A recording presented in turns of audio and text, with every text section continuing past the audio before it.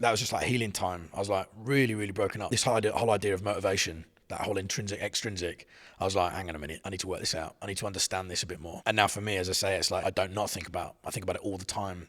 And the fact that it's so front of mind for me keeps me so pure and true with making sure I'm on the track I want to be on. And otherwise, don't get me wrong, sometimes you take little detours and drift off track, but like I now feel so confident and reassured in like what I'm doing, how I'm doing, why I'm doing it is born from the right reasons, the right motivations.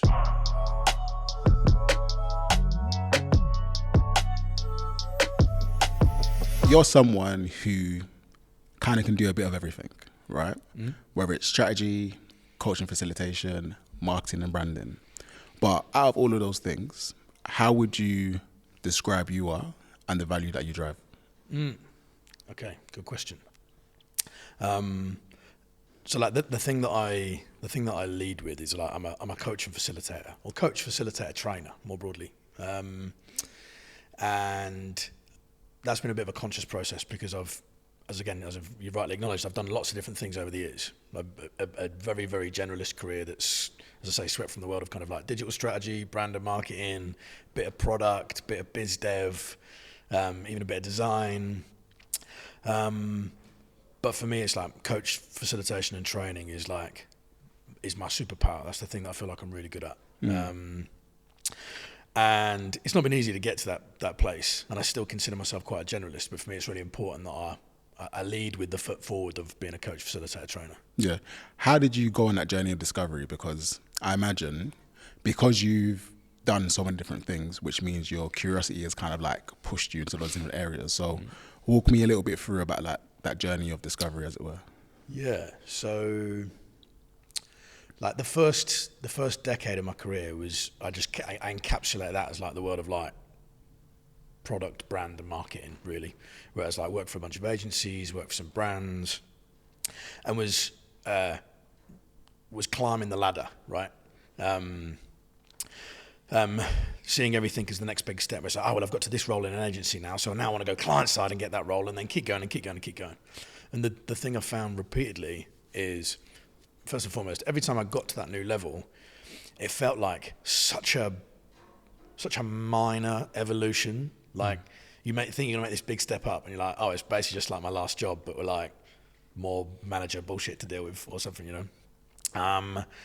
And so that put me in a place where I was like challenging a lot of my thinking on this. That's where I was probably trying to make bigger, bolder moves, right? Whereas like, for example, like when I was working, I was looking after like mobile for Burberry. And I was like, for me, that was the pinnacle. And I was like, as soon as I got there, I was like, oh, this isn't actually as big a shift or evolution as I like. So that's why I was like, right, what's the most outlandish thing I can do? And I was like, right, that's why I'm going to go to New York and work for this product studio, and maybe a new environment, a new context will provide me with new inspiration, new ideas, whatever it is. And don't get me wrong, that was like an amazing experience, but it still was like this little minute evolution. Didn't feel like I'd taken some big leap forward. Didn't feel like I'd really tested or stretched myself. And it was only until I took the leap and tried to start my own company, which meant me leaving New York, coming back to the UK. That's when I suddenly, like, all of these skills I'd like cultivated and acquired over the years on kind of brand, product and marketing suddenly came to life. So I was getting to try all these things, as well as all the other stuff that being a founder forces you to confront and work out. You've been there. But that for me was the biggest leap as a learning experience that I think I've ever taken. To the extent where it was also an incredible experience, probably one of the most formative learning experiences of my life, but taught me just as much about what I want to do as I don't want to do. What pushed you to make the leap?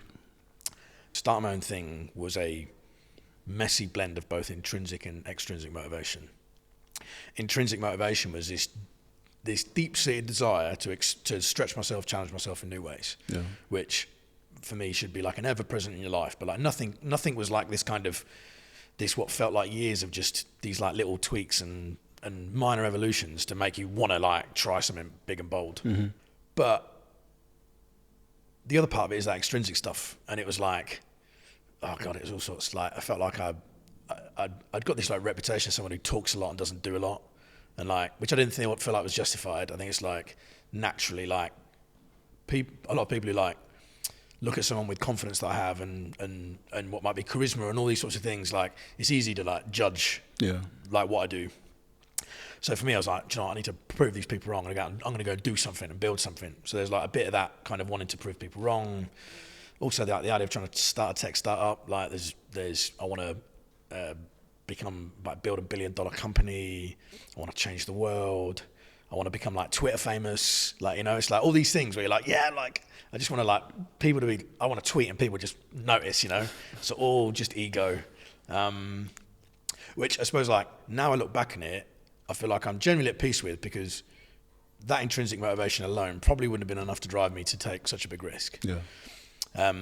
But since then I do way more to keep that extrinsic motivation in check. Like my ego is firmly kind of managed nowadays. Like, I have no interest in building $1 billion companies. I don't give a toss about Twitter.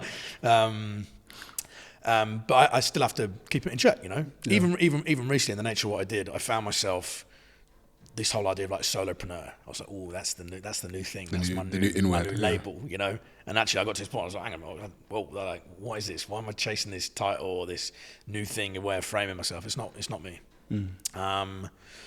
And so taking that leap, as I say, was this combination of these ideas, which kind of, as I say, for me, like I'm almost grateful for the fact that like they were all there, because it gave me such a massive push, right, to literally like give up this life in New York that I was dreamed about, to go, actually, no, I want to prioritize my growth. I want to, do you know what I mean? It's like, it meant giving up this great salary and amazing experience. I was like, no, this is what I want to prioritize right now. Yeah. It was great. And it did give me an amazing learning experience. It just didn't quite realize, based on my original intention of what I want to build, I didn't ultimately build what I set out to build, you know? Mm-hmm, mm-hmm. It's interesting because you mentioned like the drive and essentially being constrained by the boxes and then doing these different roles which feel quite iterative, and 100% when you try to start your own business, like it's crazy. Like you've got to trying to figure out everything for yourself. Like there's no one there to guide you. When it comes to that kind of like intrinsic vibe, before we go into the extrinsic stuff, the external stuff, like have you always been like that, even during school as well? Like you've always been, okay, I'm going to do my academia stuff, but I still want to push. Like, where do you think that drive comes from? I've straight away come to my head. So there's clearly something there. So, I mean, so for me, like I was always like a really smart and capable kid. Like, although my strength was in creativity, like art, media studies, English language were my best subjects, right? Maths and biology and chemistry was not a thing. That was not my vibe.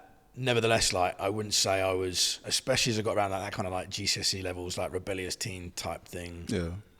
I wouldn't say I applied myself as well as I could have or should have, to the point where it was like intervention from school, where it was like with my parents, like your kid's on track for like D's, E's, like probably won't like be able to make it into sixth form because I want to continue at the same school, will certainly impact your ability to go to university, all the stuff that you kind of fear. And I'll never ever forget like going home after, I think it was this intervention or like a report card or something, and like my mum was devastated, like just crying. It was just like all of these opportunities we've done for you, everything we presented for you, like nothing. But like my dad was like super calm and reserved about it. And so obviously like I felt like tons of shame and otherwise, but I just remember my dad like sitting me down, not like no anger, no nothing, and he just said to me, he was like, and this is like the way he framed it, like I'm sure like present day like people might feel a bit like pissed about it, but this is how he framed it at the time. This has got fucking up 20 years ago or something. Which was like, at the time he knew I wanted to work in like marketing and all that sort of stuff. So media studies was my favourite subject. And it was like, do you want to be like stacking shelves in Tesco, or do you want to be like working in marketing for like BMW or something? Yeah. And he was like, the trajectory you're on, like you are destined to be a shelf stacker. Whereas like you have the potential, the capability, the vision to work in marketing at BMW if that's what you kind of see fit. And it was one of those like points in my life. As I say, it lives with me. It's very, very vivid. And I think it was like this weird combination of a few things. One is like, no one ever wants to make their parents feel the way I made my parents feel. Yeah. So like that sense of like acknowledging in that moment all the opportunities that extended to me, like the education that offered, the everything, like traveling the world, all this great stuff that they've given me, and it felt like I was disrespecting them. That was kind of like drive enough. But there was also this like, I suppose like an acknowledgement in that moment as well of like a belief that like I'm capable of more. Do you know what I mean? It's like, I think that maybe like I'd probably gone for a few years of like, I wasn't like top of the class, I wasn't the high performer, I wasn't like the naughty kid who like just is there to fuck shit up. Like I was just kind of like middle of the road. And so like, I think kind of culturally, mentality wise, I was like a middle of the road kid. Yeah. And actually it was almost like in that moment, whether consciously or non-consciously, I was like, no, like level up here, let's go, let's see where I can push this to. And then combined with like my dad's like an entrepreneur and otherwise, so it's like it wasn't like it was this like radical thing to kind of want more or be more or take control of my destiny a bit. It's like I was again like exposed to it by my dad and otherwise. But it was like, I think just that combination of all those things in that moment that was like that for me was like the first time I remember like discovering what felt like drive. And I smashed my GCSEs, like did super well. And then through AS levels, like through A levels and all that sort of stuff, again, it like, for me there on, like that it was like something that just was historic. Like from then on, like I always really applied myself, really worked hard. And yeah, the rest was history really. Yeah, no, I love that. There's something powerful about, you know, when your parents just sit you down and have that conversation. Sometimes it doesn't always work, you know? Yeah. Yeah. And like, I think for me, there's like a difference like between like, I suppose being told something versus listening to something, you know. It's like they can tell you like you're not good enough or you're not doing this or you're not doing that or you need to do this, but like you've got to sit there and listen to them. And it's like you're not just listening to what they're saying, it's how they're saying it, the context and the environment of everything they're saying in that moment.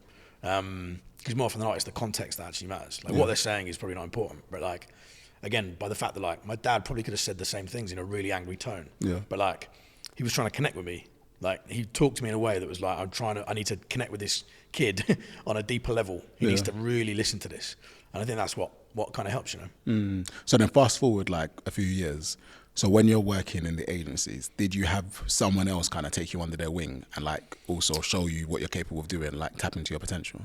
Because sometimes I find like, when I think of when I first started my grad job, like I had that urge where I feel like I can do more, but only once or twice but no one really took me under their wing. And I feel in order to progress within a company, you need someone to act as your type of sponsor, open certain doors for you and show you what you're capable of doing rather than it just being up to you and yourself.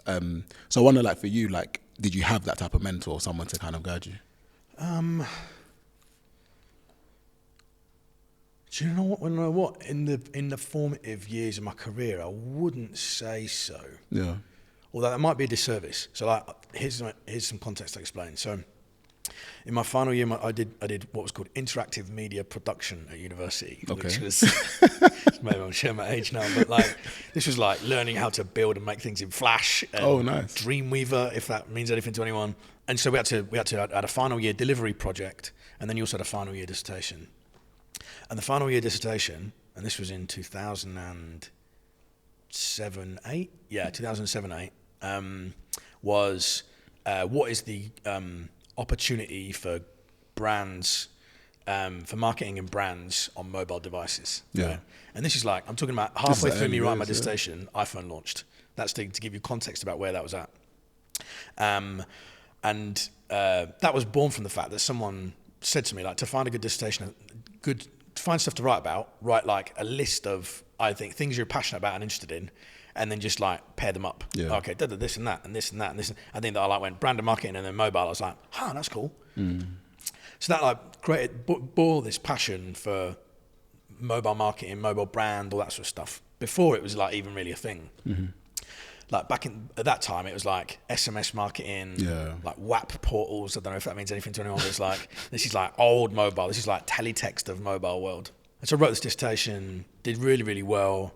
And then off the back of it, I was like, there's like very few people in the mobile industry at this time, like mobile marketing. So I like fired off this dissertation to a bunch of people. So you're using it as like a job application? Not even as a job application. It was just like, here's some people who are like, I want to validate my thinking kind of thing more than anything. So I kind of fired it all off. And then at the point, that's where I took I didn't want to jump into work straight away. So I ran off I went to Ghana for 3 months and was coaching rugby, and then I kind of came back and it was like, now I got to like work some stuff out. Yeah. And I didn't really want to leave where I was at university, which was Bournemouth. And so I was like, there was very few kind of agencies down there that I could kind of work for. And it was like, that felt like the default kind of path to me. And anyway, I eventually got a job at this agency called Red Web as like an account exec, basically like client services stuff. But a big part of what my kind of pitch was I was talking about this mobile thing, and they're like, oh yeah, no, this is interesting, and blah, blah, blah, blah, blah. So when I got in there, I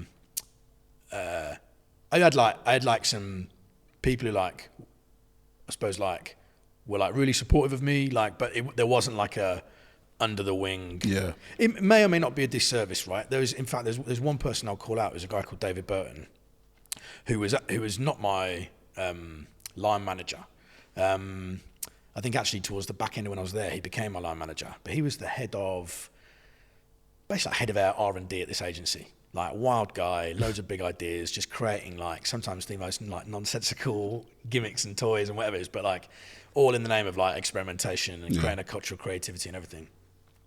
And I think he was someone who took loads of time with me and encouraged my creativity more than anything. But I think he was also one of those people who like really understood, who saw the fact that like in a world where there's very few mobile experts, we've got this grad who's like just spent like the past year like studying this thing, and it's about to become this massive industry. And so he was like, we should and we need to support this.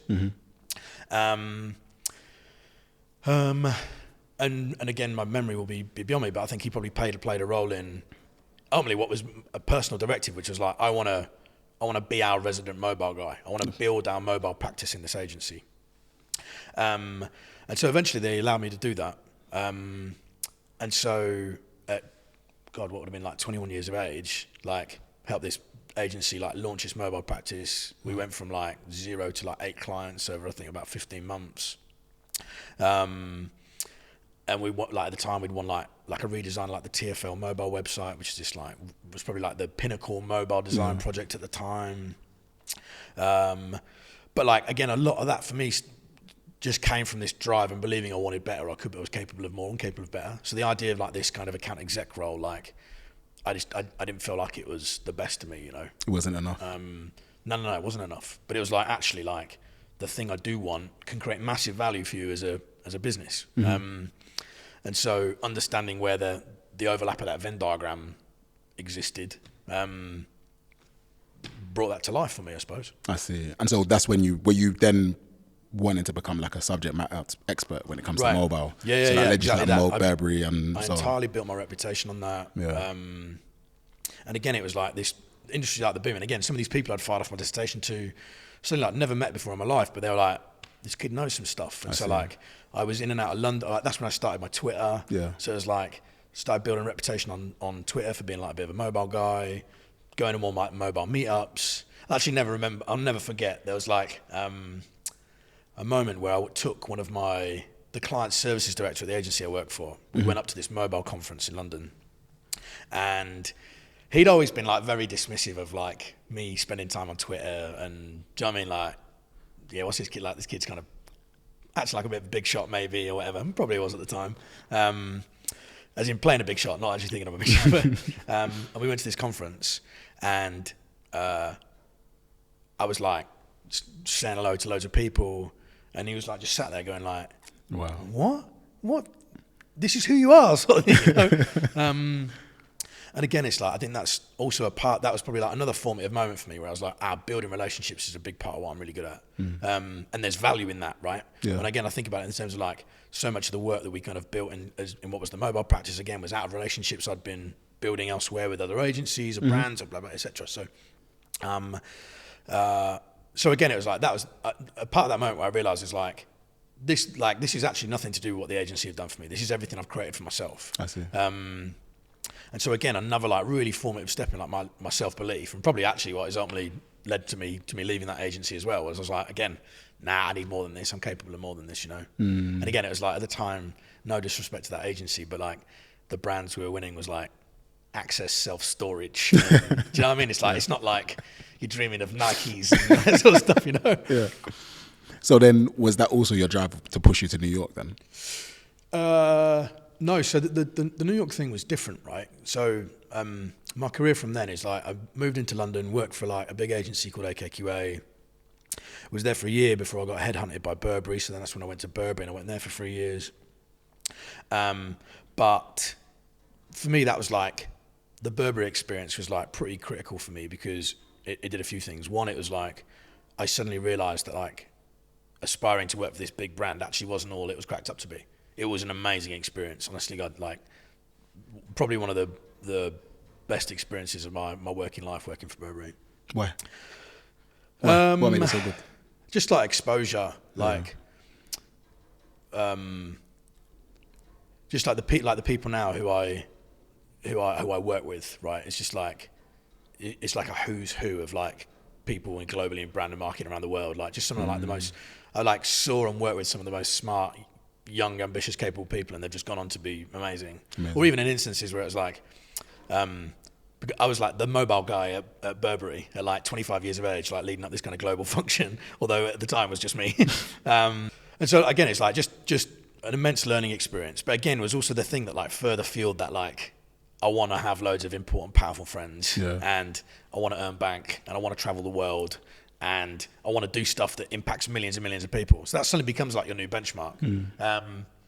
But the pivot point from Burberry to working for us two, the agency in New York, was actually like Burberry had the most amazing culture, right? Incredible people, super creative, super collaborative, but it was a corporate. It was bureaucracy, the usual bullshit that kind of comes with that. And so for me, it was suddenly this idea of like, so the thing I learned was, I was like, culture is really important. That for me was the experience where I was like, what culture is and like what it means and what it can create for people. Right, this is something that's really matters. But like the right culture in the wrong structures and environment, like that's not for me. And I need to find the right culture in the right structures and in the right environment. And for me, like the only people who I knew had got that right was this agency called Us Two. And so actually when I first started trying to move to New York, I hadn't even spoken to them. I'd like started lining up interviews for myself. So I was interviewing with like Nike and Equinox, which is like a big gym firm out there. But every single one of them was like, the visa situation. Like we need someone now. Like we can't wait 9 months for you to get like the right visa and otherwise. So it was proper beating up about it. And then at the time, Us Two had not long opened their New York studio, and they basically just needed like boots on the ground, to make shit happen. And so actually, like the beauty of that whole thing was like I get to move to New York. Also, like it played into my generalist skill set by the fact that like there wasn't a job spec, there wasn't a job role. It was like, look, we just need people out here who are smart, capable, build relationships, no products, no design, understand culture. Like, let's just get people out there. And so for me, it was perfect in that respect. It allowed me to like just kind of make the leap. But it was informed by the fact that it was like, this feels like the next step in my career, working in product and brand and all that sort of stuff. It recognises and acknowledges the importance of culture. And it allows me to take what I wanted and believed would be this next big leap, which is like, I'm moving to New York City. Yeah. Was it easy move? Like you weren't feeling any regrets or anything like that? You're like, I'm ready to go. Yeah. Nah, easy answer. No. And then when you were there, did it feel like you had made that leap then? Temporarily. Yeah. So it felt like a leap. I mean, just moving to life the opposite side of the world, right? Like it's a big deal. But the US ain't that different from the UK. But I think it did a lot to fuel extrinsic motivation for me.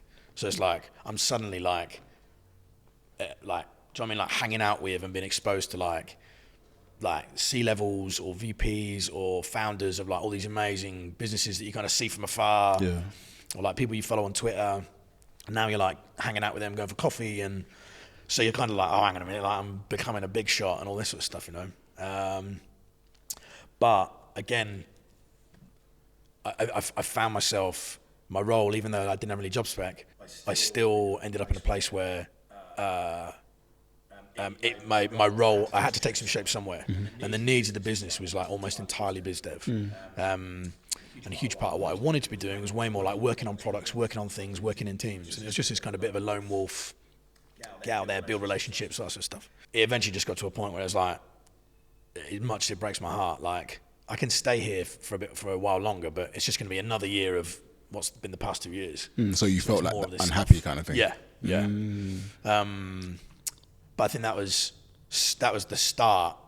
By no means the moment of enlightenment, but that was the start of me starting to recognise that, like, I still wanted and needed more. And it actually, do you know what? I keep saying more. I actually don't think it's about more. It's about different. Like, more is not this kind of greed of like, no, I need like this and this and this. Like actually, I wanted a step change. I needed like something new. It was also probably the first time where I was having a conversation with someone, and I'll regurgitate it now, which was like, I was like, I don't want my career to be like a scarf. I want my career to be a patchwork quilt. Interesting. And there's this idea of like, I was like, oh, just going to be this digital strategist and like, do you know what I mean, next agency, next brand, next title, next VP, da da da da. And eventually I'd probably just like get to become like a CMO or something, and I'd be like, oh, I'm fucking bored now. Yeah. But as soon as I took this like patchwork quilt mentality, it was like, oh, hang on a minute, like now it's like that company experience. Let's stick that one to it. Let's stick that one to it. And you go from like this thing that's very linear and like probably only got one use, you know. Suddenly it's like, I'm going to collect this thing and it's going to expand and grow and change shape, and I'm going to find different ways to use it. That is a great analogy. You know what I mean? Right? It's good. I It's like good. that. Yeah. And so for me, it was like there was no way I was going to leave New York and leave that opportunity and that life, to be brutally honest, for it not to feel like some demonstrable major shift. And that was starting the business. So getting to that point of like leaving to start the business, was it a case of doing it at the same time while she was working, or you wanted a clean break? And no, I was like, and part of me regrets this. That's risky. Yeah. No, but honestly, like, funny enough, I started trying to write a book about this, and someday I'll be able to dissect it. But like, I'm like ravenous for risk. Like, I love it. I don't know why it's white. I mean, it's a bucket of privilege being like, do you know what I mean? Like a white man who can like navigate the world with like relative ease, right? But I think there's just something about risk and just making big moves. To be honest, I think that like over the course of my career, I've probably just realised that like most risk is actually not all that big a deal, right? There's like the difference between like a considered risk and a dumb risk, right? And a considered risk is like being thoughtful, deliberate about, right, what's the move I want to make? How am I the person who's going to make this move? What are my fail safes? How do I mitigate some of those problems, challenges? A dumb risk is like walking in front of traffic, right? Yeah. And I think that most of us put off taking considered risks because we mix them up with a dumb risk. And so actually it's like, right, like, risky is only risky if I'm taking dumb risks. Yeah. But consider risk, as long as I take my time and think through decisions, like it's a no-brainer. And like leaving New York, for example, for me it was like, okay, giving up this salary, giving up this lifestyle, blah, blah, blah, all these sorts of things. And I was like, wow, that sounds scary. But then I was like, I had the privilege of coming back to being able to basically like crash with my mum and dad. In the end, actually, I'd crashed with both. I was on rotation, on 3-week rotations with my mum and dad, so my pals who lived in Oval, and then my sister and her husband who lived in Limehouse. So it was just like doing the rounds on sofas and sofa beds and bed when I got back to mum and dad's. So I was like, oh, okay, I've got a roof over my head. So I didn't have any money, and I was like, well, I've got this like chunk of Bitcoin that I was reasonably early in Bitcoin, all admittedly and angrily, like not as much as I'd liked. I was like, you know what, I can take a bit of that out. At the same time, like I'd been putting all this money into a 401k, the US pension. I was like, I'm not going to leave that there. So like, I'll just withdraw it, take the taxation on it, and kind of be on my way. So it's like, I've got a little bit of money. So then you suddenly like, okay, this is not so bad. Yeah. And then you're like, oh, I've got the skills. I know people. Like, I have a vision for a thing that I want to build, a thing I want to create. And so it's like, oh, actually, in the grand scheme of things, it's not that bad. It might get 3 months down the line and realise it's not the thing for me. Fine, but like, if I did that important, I'd just gone and found a job. Yeah, like, fair. There's no way I would have blown all that money and just been like, find out what I want to do next, you know? Yeah. So again, it's like a ton of privilege involved in being able to take that risk. But like, I don't know a lot of people who would have basically gone from like a six figure job to paying themselves like $8,000 a year to try and build something, you know? Yeah. Well, that's the thing. Like you said, it's the realization that you can always get a job after. And sometimes, like you said, the dumb risk versus the calculated risk is just knowing you're still able to do that.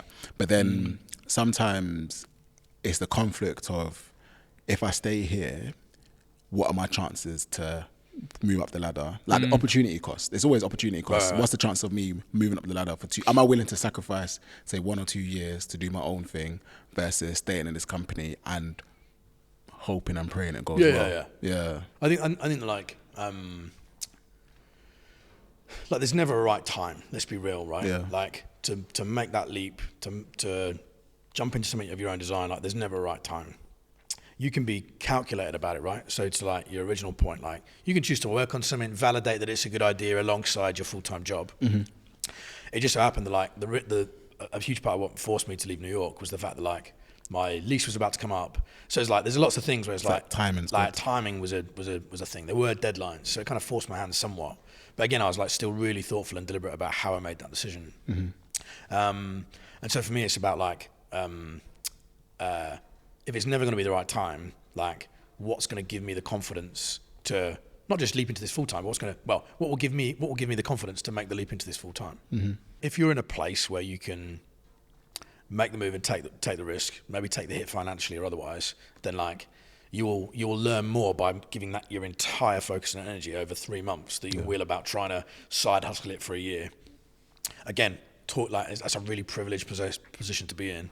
But if you're willing to swallow your pride and go and live with your mum and dad, if that's an option, or withdraw a bit of money from that ISA that you're saving for your future for, or sell your PS5, or like, whatever it might be, then for me that's like a down payment on making shit happen now rather than waiting for someday, you know? Yeah, I like that. So the startup was called Ping, right? Yes. Oh mate, don't even get me started. Don't even get me started. Why? Well, it's just like this was during a period where I was like a huge part of my. So again, like the company, I'll talk about it as Ping. Yeah. It was Ping, but it went through a few different names. And a huge part of what I was trying to do, I was trying to build the next LinkedIn, but like building tools that actually help people get better at building relationships. Which there's actually a company of an old friend of mine who's the CEO of Tinder. She's just started something, just raised a load of money by Sequoia. Damn. Like, not saying it's like this, theirs is more AI, but like at the time it's like the same vision and mission of like help people be better at building relationships. Like, I think a lot of people, especially like the likes of you, like we take for granted how much of how we're wired makes us good at what we do. I like to talk about, for example, this thing called database brain, which is like, in conversations, I pick up these like residual kind of notes where it's like, someone will say something, I'll be like, reference that against like my chats with you. I'm like, oh, fucking hell, you should chat to hear me. And that's not a Notion page. Yeah, it's just like, in the brain. That's just there. It's just locked in, and just like those connections, and you bring those people together, and it's like such an amazing, rewarding, and like memorable thing to do. So for me, like I was trying to build these tools that help people be better at building relationships. But a huge part of my thesis was that like LinkedIn no one loves LinkedIn as a brand. You don't go to anyone. Do you love LinkedIn? Like, no. And I was like, imagine a really powerful, resonant, progressive brand, right? Even when like our products are maybe like kind of lo-fi, the brand will be the thing where people are like, oh yeah, we can get behind this. Like we want to support this. We want to advocate for this. And again, this is like 2016 to 2018 I worked on this, right? So I was like banging like the inclusion drum, like getting people thinking like, how do we like, I was call it like, how do we rebuild like how we distribute economic opportunity. Yeah. And thinking about how we create opportunities for people who aren't getting enough opportunities, who don't know other people, who aren't schmoozing and hanging out with all the kind of the big players, you know. And so I like over-indexed on brand. And so I was like thinking, I went through these motions where I was like thinking about brand all the time. And so it was like, I'm going to change the name to this because it sounds a bit more cool, like blah, blah, blah. And actually like, considering I like worked in brand for so long, it was like, the absolute opposite of everything that I knew I should have been doing. Yeah. But like part of me was like just trying to be useful, trying to be helpful, like all these sorts of things, right?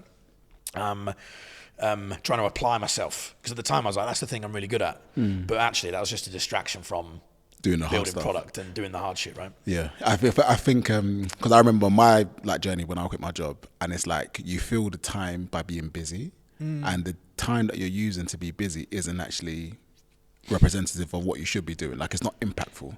Yeah. Like, and I think that's the lesson I've learned of being an entrepreneur. Sometimes you can just spend 1 hour in a week and it can deliver all the results that you need. Yeah. But the old way mentality is like, okay, I need to keep myself busy. I need to keep myself like feeling important in the things that I know I need to do, even though it has no relevance to the stage that you're at, you know? Yeah, and I think that's a huge thing I've started to obsess about somewhat recently, is like that level of focus, which is like actually like, how do I double down on the things that I'm really good at? How do I make sure that I'm applying myself in the most kind of intentional and meaningful way, rather than kind of spreading myself too thin? Like, that's like the paralysis of being a generalist, is you get to this place where you're like I want to be everything to everyone, and in the end you actually are nothing to everyone in many ways, you know. Yeah. So with that business, like, when did you realize it wasn't working? Like, how was that whole closure?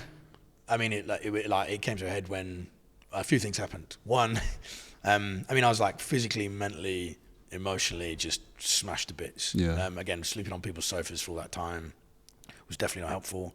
But like through the stress, I'd started having skin problems. I started having gut problems.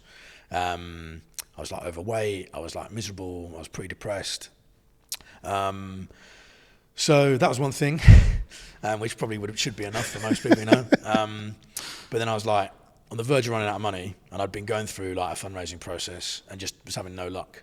I had like one opportunity to join an accelerator in New York, but like that for me was like a big, like, do you know what I mean? That was like picking up life again, going back to the US. So just something didn't feel right. And then I just went through a rebrand. Oh God. To the company. Now the company name was called More Than We, which I now hate. And this was at the time in the midst of a WeWork boom. Oh my days. And I got this very lengthy cease and desist from WeWork's lawyers. No way. Which basically like, you need to remove all traces of this brand from the internet by whatever it is date, like 3 weeks time. Way. And I spoke to one of my investors at the time, and I was like, this is happening. And he's like, buddy, you got to just throw in the towel, just listen to their demands. Like, you can't afford to fight this and blah, blah, blah, that sort of stuff.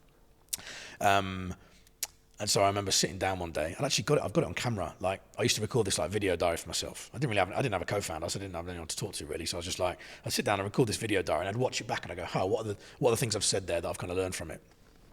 And so I set this out to just kind of talk through my situation a bit. And like literally on camera, like you see me hit rock bottom. It's like my whole life falls out from underneath me.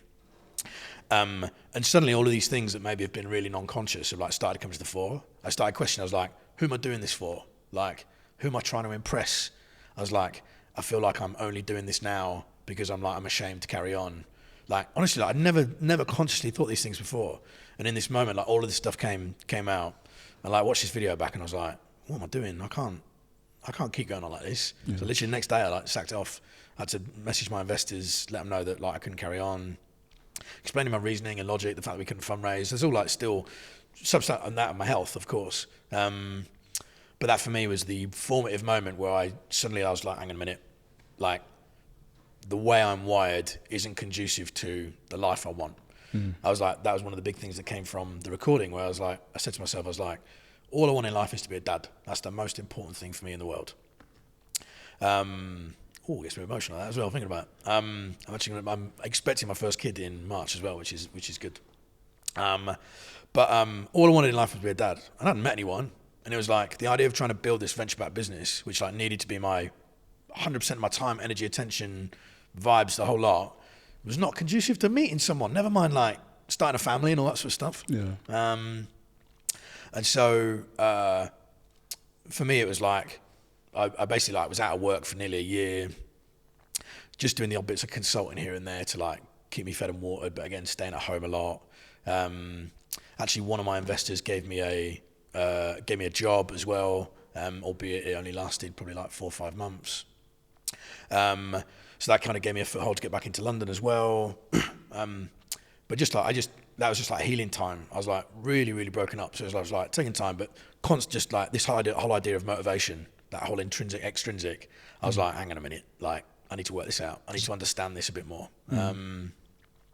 And now for me, as I say, it's something I don't not think about. I think about it all the time. Yeah. And the fact that it's so front of mind for me keeps me so pure and true with making sure I'm on the track I want to be on. And otherwise, don't get me wrong, sometimes you take little detours and drift off track, but like I now feel so confident and reassured in like what I'm doing, how I'm doing, why I'm doing it, is born from the right reasons, the right motivations. Do you think you had to go through that experience to get to that realization you have now then?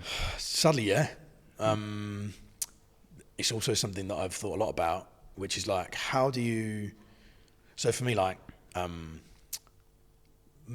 the most formative learning experience are sadly born from trauma, right? And trauma takes obviously a whole wide range of different forms. But like, it's only when you're plunged into your darkest depths that it kind of literally gives you perspective, right? And I would love for nothing more than finding a way to give people that type of perspective without the trauma. Yeah. Something I actually experimented with at the start of last year, which was like I created a group coaching program called Life Not Work. And in essence, it was like a 6-month program. We'd meet, I think it was every 2 weeks. But in essence, I'd built this philosophy, this framework that I was like, actually, like, this captures what I think I now understand. And so it's like, can this be taught to people? And so it kind of like breaks down into 2 parts. There's like what I call like the life jackers. And like the life jackers are these like unacknowledged, unwritten rules and frameworks and structures that surround our life that if we took some time to interrogate them and challenge them, like for example, like the world of work, the world of money and the world of influence, right? So the people who influence us, how do they influence us? How much do we kind of imitate them and pay attention to them, that sort of stuff? Money, like why do we need so much? Like why do we keep chasing it? And then the nature of work in of itself, which is just like, well, hang on a minute, like, what do I do for work? Like, you either are a 9-to-5 or freelance. It's like, well, it's not actually that like that literal. It's not like that that definitive. And so helping people understand these life trackers and these structures. And on the flip side, it's like then about like the things you really need in order to find clarity in your life, which for me is like 4 Ps, which is like your sense of person. So like your sense of person captured as who are you to other people? What value do you kind of bring out to the world, and what do you create for others? So like, for example, like in my definition of person, there's like friend, brother, uncle, soon to be dad, dog dad, son, like the works. There's like the value I bring, which is about like energizer, catalyst, these things that I believe are strengths are just a part of my inherent value. But then also like things that, like hobbies per se, the things like, I know so many people are like, do you know what I mean? Like they paint, they might do a bit of painting or create a bit of art once a year, but they don't call themselves an artist. No. But you're an artist. Yeah. Like you create art, you're an artist. So it's like these things that like people are so scared to form as part of their identity. So for me, it all starts with that. And once you've got that, you can then move on to purpose. And so for me, it's like purpose is like, what's the best way I get to express my sense of person? And so for me, it's like that idea of like being like an energizer, a catalyst, a teacher, all these kind of component pieces. Like for me, that's when like I just want to help people live better and be better. Then there's principles, which again is just like I'm sure most people are generally familiar with it. It's just like all these kind of guiding ideas that help you make the right decisions in your life, right? What do you want to prioritize? What do you want to deprioritize? What do you want to make consciously avoid?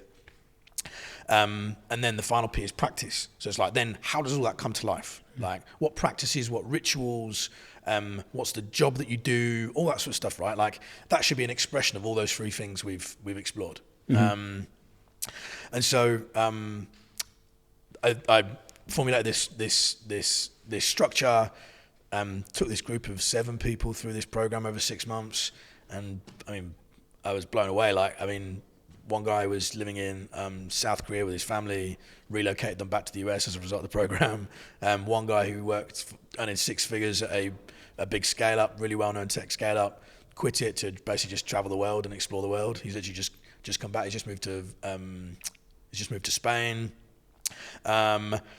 We had one person who all they wanted was the confidence to ask their employer to let them only work 4 days a week. Yeah. And like off the back end of the program, gave them the confidence to ask for 4 days a week. And actually, like they moved down to 4 days a week and got promoted at the same time. And so it's like, but you know what I mean? Telling me there's like, I could never progress in this job if I went to 4 days a week.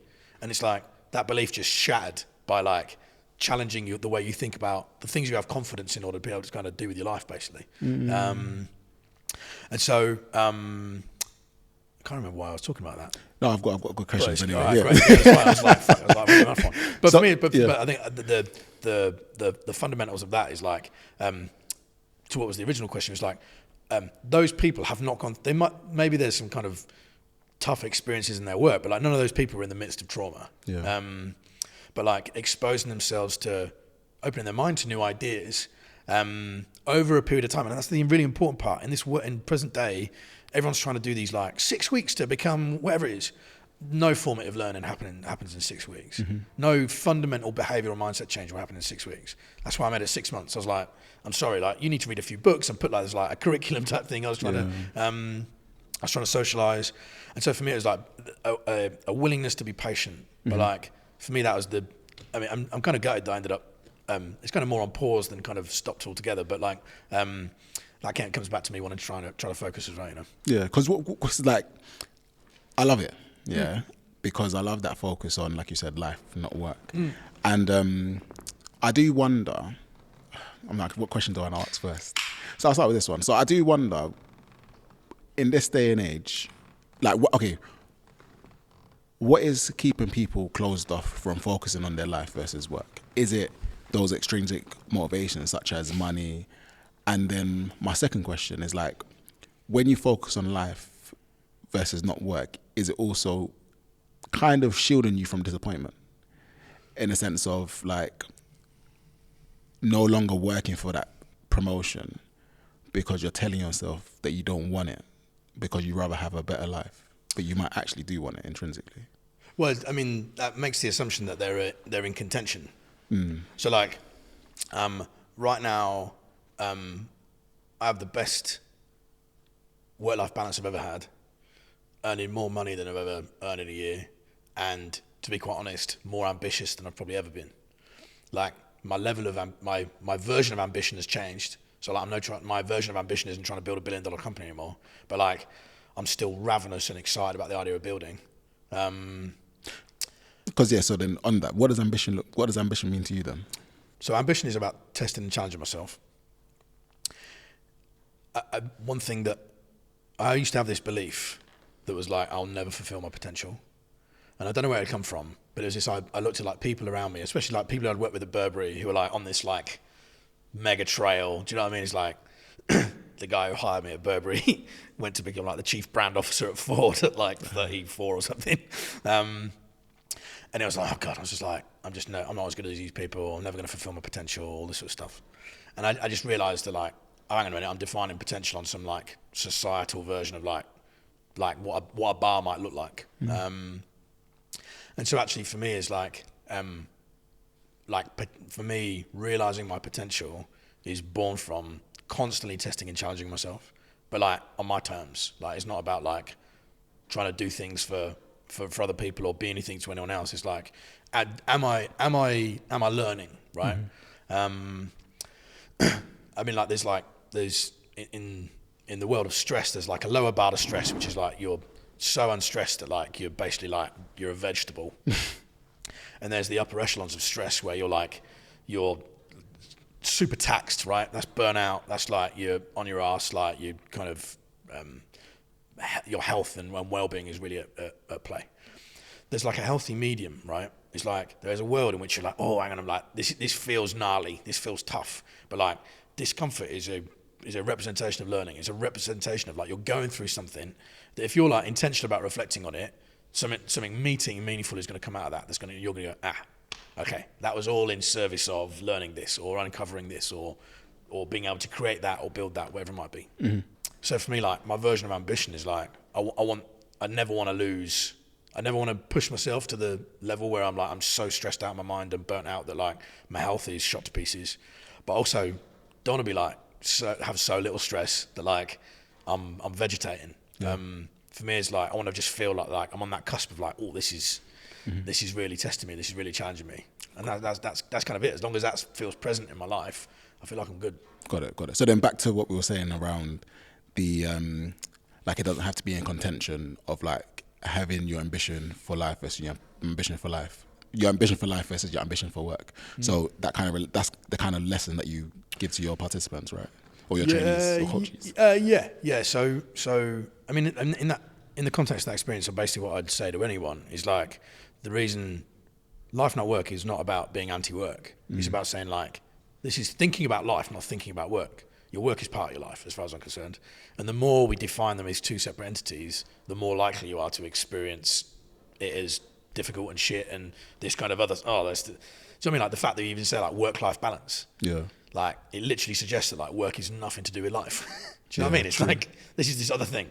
Like you don't just die temporarily to like go and work, you know? I mean, some people do, but like you don't die to go to work. Like living is everything. And so for me, it's more about like going like, right, being intentional and thoughtful and deliberate about what you want life to look like, and knowing that work will be part of that for sure. But like when you're deliberate and intentional about what you want your life to look like, I just think that you have a much better experience of work. I was reading an article the other day about like the pursuit of happiness and the people who kind of strive to learn more about themselves or to fulfill their potential are more likely to lead an unhappy life, because they're always seeking out new experiences versus somebody else who is happy with bread and cheese. That was the analogy that they gave. Interesting. Where they're just happy just to be fed at the end of the day.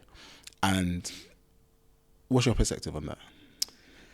Yeah, so it reminds me in a strange way of a conversation that I had with my older sister years ago. And this was when I was like early in my career, do you know what I mean? Like proper type A high performer mindset.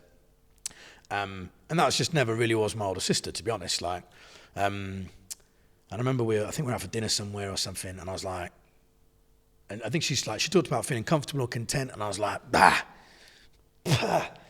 like being comfortable, like, nah, like that for me is like, that's the end. As soon as you're comfortable, like life's over, you know, like you're settled, like nothing, there's no progress, like blah, blah, blah, blah, blah.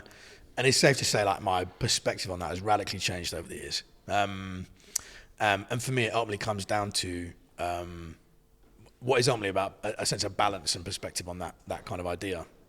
So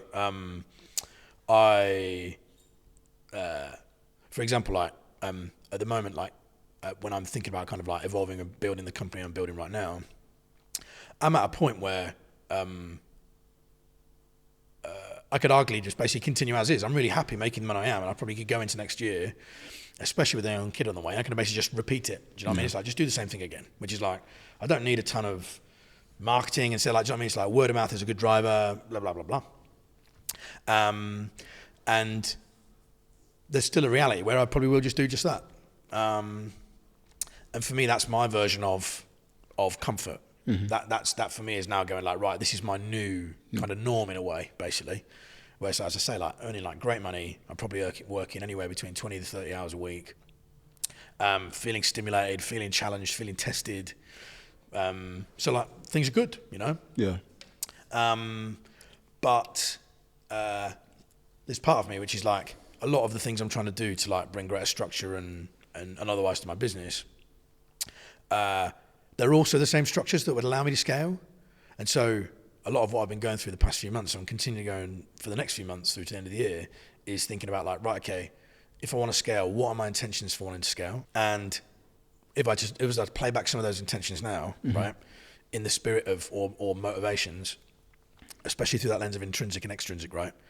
Extrinsic things are money, for sure. I'm like, I'm about to have a kid. How am I going to pay for this kid? You know what I mean? Yeah. My missus is about to go on leave. I need to bring in more money anyway. So it's like, I mean, that's maybe probably like dancing into the world of a bit of intrinsic otherwise, but it's like the need for more money almost is something that you're always thinking about. But as I say, for me, like I say no to a lot of work as well. And so for me, it's like in a world, if I was purely led by that desire and that drive and that motivation to make money, I probably would be saying yes to everything. But at the same time, I know that would impact my ability to be only working 20, 30 hours a week, for example. But on the flip side, on the more intrinsic side, again, it's like, this is cool, this is cozy, but like, what's that next big leap? What's that next big thing? What's that next part of the patchwork quilt, you know? Yeah. And for me, the next part of that patchwork quilt is to scale a business. this is like, will be my second business now. The first one, how much we can call it a business, I don't know, but the sentiment is still the same. I was an entrepreneur in its sense. I had an idea, I've put energy and effort into bringing it to life. One of them made absolutely no money. This one is making money. But like, if I was to just continue maintaining the business, as I kind of would call it, is there a danger that my level of stress threshold starts to decline? Yeah. Because especially like a lot of the work that I do can be quite repetitive, right? Oh, it's another company that wants to have feedback training, for example, or want coaching or whatever it might be. And so again, it's like just being able to check in with myself. That's why I'm not making any rash moves. I'm not making any rash calls, right? So it's like, I'll probably get to the point where, especially when, once my kid arrives, and it'll be like, right, let's have a little sense check. How am I feeling? Is this enough of is having a baby the piece of the patchwork quilt that makes me feel tested and challenged, and therefore I'm absolutely fine with the business maintaining in its current form? Or give it a few months, or maybe even like 6 months, whatever it might be, go like, hang on a minute, right, I feel like I'm missing that stimulation now. I'm drifting a little bit too close towards that bottom line of stress and stimulation, and therefore I need and want something else. But like, I want that stress and stimulation to be born from a new and exciting experience, or a new way for me to learn and grow, rather than what might just be like, oh, let's just get new clients or work on new things in that respect, you know? So because you're quite reflective, like how do you maintain such a close sense of who you are? Is it like through the video journaling, or what do you do? It's good. So I'm like, at the absolute core of most of my work, and a lot of what I'd kind of preach to clients, is like all the work that I do is anchored in teaching people to be better at reflection and introspection. And so for me, it's like, there's kind of a body of work by some incredibly smart folks in the US where they talk about what's called like immunity to change. And it's the belief that like so many of us don't get where we want to go in life because we've got this foot on the accelerator of intention to change. Oh, I want to get beach body ready for next summer. But what they don't realize is there's this foot on the brake, which is like your fears, your beliefs, your assumptions, right? Your fear that like, I'm going to look stupid in the gym. The belief that like, I'm always going to be that little fat kid. So like, I'm never going to become beach body ready. Or the assumption that like, I'm going to embarrass myself by trying to lift weights or whatever it might be. Or I don't know what I'm doing, or it's going to be too hard to create a program to train or otherwise. And so as long as you're pumping that foot on the accelerator, nothing's going to happen because there's that foot on the brake, really heavy foot on the brake. And so what you have to try and do is work out all the ways you can kind of basically lift your foot off that brake. And the only way you lift that foot off the brake is through interrogating and challenging and exploring your kind of inner world rather than your outer world, right? Yeah. Okay, where's that belief that I'm always going to be that little fat kid come from, right? Like, what is holding that in place? Let's challenge that a bit. What evidence have I got to support that I'm always going to be that little fat kid? Well, hang on a minute. Like, no, I've been in I've been training really. When I have trained really hard, things have worked out really well. I've lost weight and I feel good. Or that assumption that it's going to be too hard and too much effort to create a training plan. Well, hang on a minute. How do I challenge that assumption? Like, let me go out there and see like, do you know what I mean? Run an experiment. Can I create a gym plan for myself in 30 minutes? And you probably could, right? And then that's it. And you set up. So what most people do is they go, right, I'm bad at this, therefore I'm just going to task myself with doing all these tactical things. Like, I'm not very good at delegating at work. So okay, I'm just gonna try and delegate more. And you don't delegate more, right? But it's like, I'm scared of letting go. Right? Let me have a think about that. I'm scared of letting go. Why am I so scared of letting go? What do I think is going to happen? Oh well, there's this belief that like no one's going to be as good as this good at delivering this as I am. Oh, okay. Like, what evidence do I have to support that? Dig, challenge, explore. And so honestly, like, I genuinely believe like the path to getting better at absolutely anything is like just spending time reflecting and introspecting. And the only way to do that is commit intentional time and energy to reflecting and introspecting. I probably have 3 hours of very deliberate reflection and introspection every week. And it's my most impactful time, right? My favorite is like my end of week ritual. I think everyone should have. And for me, it's like a list of questions and I track it in a spreadsheet so I can see my answers, how they evolve over time. But like the thing I love about that is not just about like, hey, what did I do this week? What am I doing next week? Blah, blah, blah. But it's like questions that I'm never just going to consciously be like asking myself. And I have like a backlog of loads, and sometimes I just pick on which ones I want to dig into. But it's like one of my absolute favorites is like, what's the uncomfortable reality I'm avoiding? Whew. Too much. But it's like you suddenly go, oh shit, yeah, I need to tell that person that like things aren't working out, or I'm doubling down on this thing and I've not really worked out product market fit for it yet. I'm trying to scale and grow this thing, but actually like it's not working. Yeah. And it's like another great one that I love is like, who do I owe an apology to for how I've behaved this week or something like that. And you'll be surprised how often you'll have talked over someone in a meeting, or you'll have not followed through on helping someone when you said you would, or any other list of stuff. And you're conscious of it, you know you've done it, and you let it slide because you're like, they haven't pulled me up in it, so like, let's just avoid the uncomfortable conversation. But like, you take a moment, you reflect and go, do you know what, I spoke over that person, and like, the best thing you can do for yourself, for your relationships, like, you find that person and you go, I was just thinking this week, like, I remember like I talked over you a lot in that meeting, I'm really sorry, like, it's just not me. If you want to provide justification otherwise, but that's it. But it's like, nothing will make you feel better about yourself and about your relationships and about where you're going than like backing that up and following through with something like that, you know? Yeah. And so that's the big thing for me, is like intentional time on a daily basis, on a weekly basis. That's my kind of main dimensions of like asking myself questions very intentionally that like I might slip by the wayside kind of more passively. Yeah. I need the spreadsheet, by the way. Oh, yeah. I need those questions. I can socialise my questions, yeah. But I think the big thing with that is like, I think everyone needs to spend time thinking about the questions that will impact them the most. Yeah. For example, like for me, it's like one of my I've been terrible at letting go. So I've been trying to for ages do all the things for myself. And I finally got to the point, again, I'm especially in a fortunate enough position where I'm like, right, I've just taken on like an assistant. But it's like taking on an assistant and then like giving them nothing to do. Yeah. And so I'm like, shit. So I'm like, questioning there is like what should I be letting go of? What should I be giving to my assistant to help out with?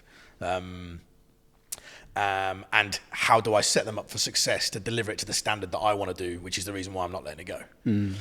Now that's a question that's very, very specific and deliberate to my own world, and won't be deliberate necessarily for everyone, but it's like finding your list of questions, the things that are actually aligned with what you're trying to do and what you're trying to create for yourself. Again, that goes back to that intention. That's what really matters. So it's like, if the first thing you can do is like, give yourself like, right, what's my intention for my life and my work and where I want to go? Mm-hmm. What are the questions that I wish someone else was challenging me on and holding me accountable to? What's the things I can ask of myself that will force me to align my actions more tightly with those intentions? You know? And was your experience through Ping / More Than We kind of made these questions what they are essentially, like, or made you become more intentional? Oh yeah, I mean, I think just everything from that moment of shutting down that first business. Yeah. I feel like I was always a relatively reflective and introspective person, but this was the first time where I was like, wow, hang on a minute, like I don't do anywhere near enough to kind of challenge myself or interrogate my life and how I think and how I behave enough. So like for me, this was like, right, this feels like a good, I mean, honestly, when I took that kind of nearly year out of work, every single day, primarily over summer, but like every single day, when I was living in London Fields, and I'd go to a coffee shop from like about 7 a.m, 7 till 9, I sat on a park bench, drinking my coffee, no phone, no book, no nothing, I just thought, and that was it. And for me, that was like creating space, and there's something about being outside as well. I just think being out in nature is just like such a powerful tool, and even walking as well.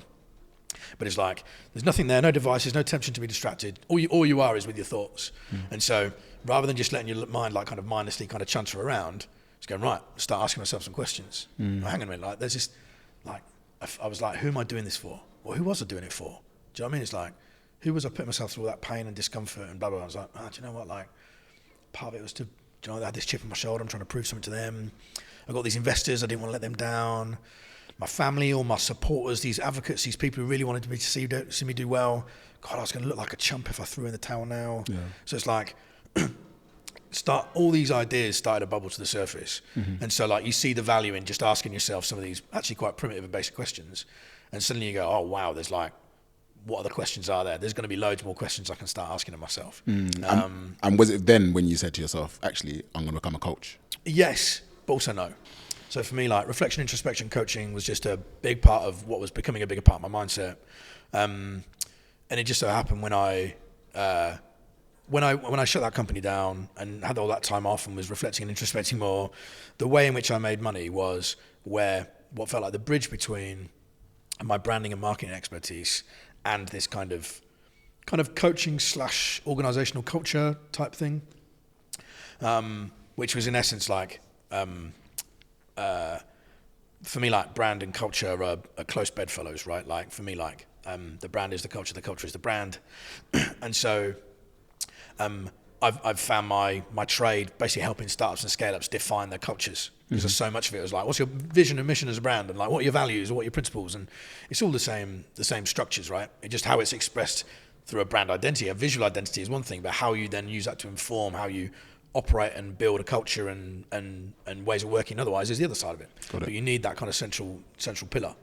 And so I started doing that with other startups, and then I kind of got picked up by a venture fund called Forward Partners, who were basically like, do you want to just do this work for our portfolio? And I was like, excellent, yeah, love it. But it was there when I was like, I still felt like I was just like holding onto this brand and marketing thing, and actually I just didn't think I was as good as I'd maybe convinced myself I was.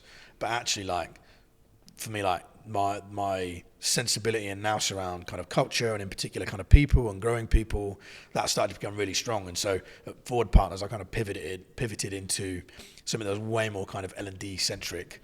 That's where I actually went on and completed my coaching training. And then that's kind of what started me on the trajectory I'm on now, really. It's amazing. There's also one thing I was going to say is like, I wonder if that chat that your dad had with you, where he kind of pointed you in the right direction, is also how that had that impact on you. Maybe subconsciously you want that same impact on other people, and making sure that they point towards the right way. Maybe it's not like, because he gave you the example, which is like CMO of BMW, but then it's saying to someone, you can be the CMO of BMW, or you can be the master of your own destiny. So I wonder if that's the kind of nuance that you add, and that's another part of your subconscious. Yeah, for sure. Like I think that like something I'm definitely like is a huge part of my psyche, and a lot about how I support and help people in all parts of my coaching is about like, I suppose, like options and opportunity. And it's like, I think that a lot of people take the options and opportunities that are fed to them and are obvious, and more often than not, like you either need the blinkers removed to help you understand that there are more options and more opportunities, but also then like the confidence to go, do you know what, that's the one I'll go down. And sometimes it's maybe not even the confidence, it's actually just going like having a framework for making that decision. That's why for me I'm so passionate about the notion of like principles and values. It's like a certain principle might encourage you to go down a very specific path, or discourage you from going down another. But a lot of us haven't taken the time to think about those ideas really intentionally. So actually what that means is we're very reactive to opportunities. Again, like that's the first thing, like the Burberry move. Like I'd only been in the previous job, I think I left after 10 months. And it was like, I wasn't even thinking about another job. It was like opportunity. I was like, yep, I'm off. And don't get me wrong, I'm glad I did it. But so much of it was like just taking everything that's presented to you, actually like being really intentional. Like, hang a minute, if I'm doing things on my terms now. This is my book. Like this is my story. Like, what do I want to do? What's the move I want to make? Awesome. So Carl, this has been a pleasure. So I've got a couple quick fire questions for you. So on the topic of principles, what's one book or resource that people should read in order to kind of look at their principles and values?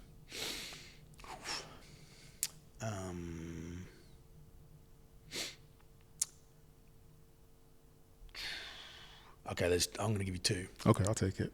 But for me, it's not so much. It's about not so much like principles and values, although it is. But it's like for me, these are the two most powerful books I've read that have rewired my relationship with work. One is called 4,000 Weeks by a guy called Oliver Berkman. And it's the most incredible dismantling of all of our beliefs and attitudes towards how we use time, which is incredible. Almost everyone I've recommended it to has like been blown away. So that for me is like definitely one. And then another one called Wanting by a guy called Luke Burgess, or it might be Burgess, I don't know, I might have butchered it. But that is exploring the notion of what's called mimetic desire, which is this kind of like, I suppose, theory founded by this guy called René Girard, I think his name is. But it's all of this idea of like mimetic theory is the notion like we learn almost entirely by imitation. And actually, the more we come to realize we learn through imitation, the more actually like we want things because other people want things. Yeah. And actually like bringing this kind of theory into your consciousness totally reframes the idea of like thinking about your relationships, like thinking about who you aspire to be, all that sort of stuff. So those two books, if you want to rewire your relationship with work and with life more broadly, they've been my two. Awesome. One piece of advice that you wish you had from the beginning. Literally the only way I can frame it is it ain't that scary. Like I think that for enough I've been going through the ring. I've been talking to someone who's close to me recently about starting a business, and I'm like, it ain't that scary. Yeah. And it's like so all this. Oh my god, but what if I do this and I'm putting myself out there and it ain't that scary. And it's like no matter what version of the future you kind of paint for yourself, it is never that scary. No one cares as much as you do. Nobody gives a shit. And so like, if for whatever reason there is fear, I'll just be like, it ain't that scary. Like, try and challenge yourself in a bit. It's like, hang on a minute, like, why is it so scary? What evidence do I have to justify this being so scary? Because it ain't that scary. Love that. One word to describe your journey so far. Adventure. Lovely. And then final question, where can people find you? Oh man, I don't know what I use anymore. LinkedIn. LinkedIn's probably my prime. Yeah, Carl Martin on LinkedIn. My company's PeerPod, so like you'll find me through that if you're interested in what I'm putting out to the world. Awesome. Thank you so much, Carl. It's been a pleasure. Thanks, buddy. Cheers.